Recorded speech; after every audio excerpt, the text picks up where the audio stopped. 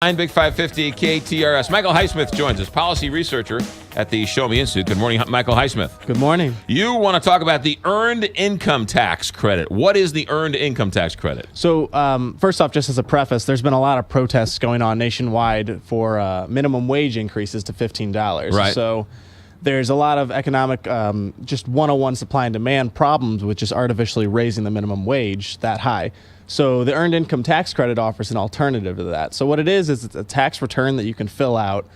You turn it into the IRS. And essentially, if you're in a low or medium income household that has children that you're dependent upon, you can get a tax return. So it helps you financially. So you get a tax cut if you are one of these low-income workers. Yeah, exactly. Right. And so the big difference between this and a minimum wage increase is that it specifically targets people who are living in low-income households, which is really important when you consider that roughly only 13% of people who have minimum wage jobs are living at the poverty line.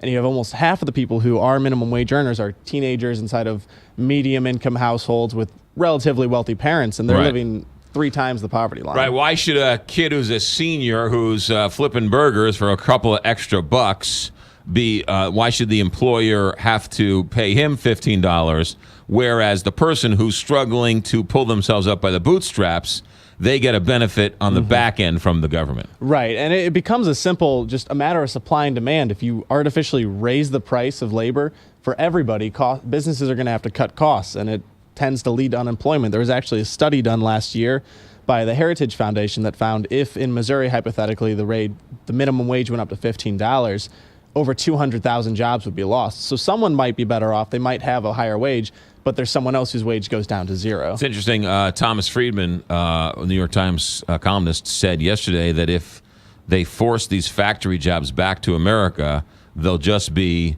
traded out by robots. And so many people say you raise minimum wage jobs for McDonald's, they'll just trade them out for robots. Yeah, exactly. I mean, you always hear of McDonald's going, that's the perfect example of it. You have the robot, the kiosk in there where you can just tap a button or two and you have your order.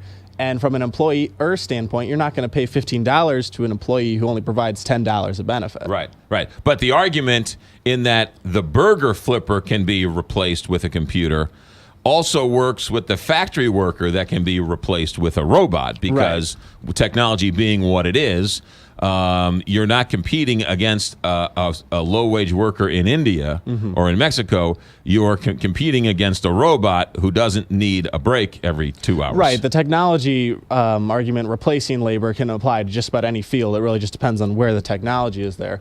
But the big thing with this is with an earned income tax credit, it really incentivizes people to go out and work. And you actually see in states that have enacted it, you see unemployment rates drop. You see more people in low-income households going out to work, but you don't have the adverse effect of it costing more for businesses. I thought it was a federal thing. It's a state thing? So it's actually both. So there's a federal income tax credit that is applied, and everyone can apply for it. And right now, 26 states and D.C. also have a federal income tax. Does Missouri have it? Missouri does not. Missouri does not have it. Does Illinois have it? Yes. Illinois has it. So you're advocating if Missouri put some type of earned income tax credit, it would help low-income workers. Yes. Yeah.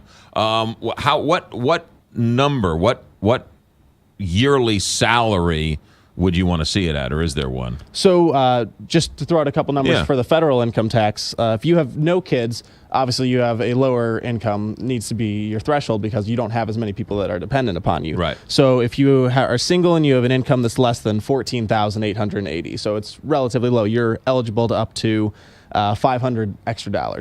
Whereas you jump all the way up to, if you're single and you have 3 or more kids and you're making under $48,000, you're eligible for $6,000 back. So it's a pretty significant chunk of money. Right. But here's my problem with that. So, and this goes to the discrimination against single people. I'm single, I have no kids. Right. Why should you, that might not be married but have a couple of kids, why should you get a tax break and me not get a tax break working the same job?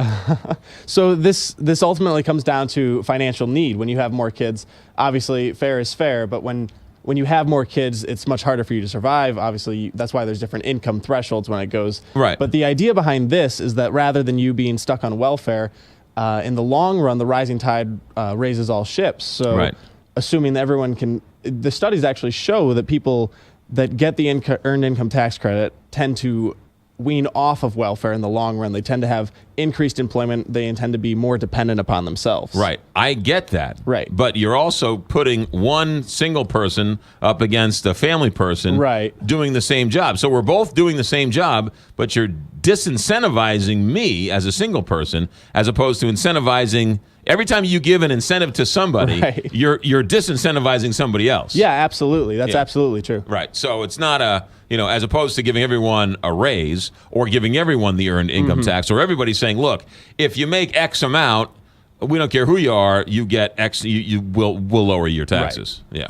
Interesting stuff. All right. More online with this? Yeah, you can go to showmeinstitute.org if you want to read more about this. No easy answers out there, are there? Michael Highsmith, policy researcher at the Show Me Institute, puts up with me each and every week. The website, one more time? Showmeinstitute.org. Good to see you, my friend. Good to see you, too. 845, Big 550, KTRS. Let me tell you about appliance discounters, because I am using my... Actually, you know what? I'll tell you about appliance discounters.